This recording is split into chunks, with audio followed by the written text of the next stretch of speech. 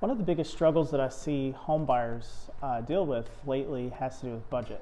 One of the key steps in your home buying process is, first of all, getting it pre-approved, of course, but also being realistic with your budget.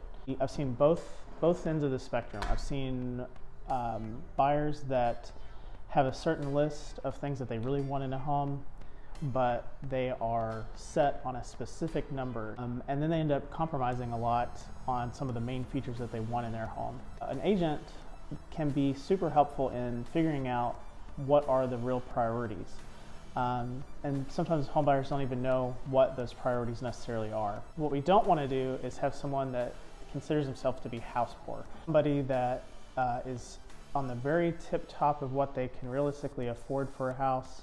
They get into the house and then they discover that they can't make the improvements on the home that they wanted. They couldn't do a renovation, or it's impacting their lifestyle. So someone that likes to go on a lot of vacations, they buy a house they can't really afford and go on all these vacations.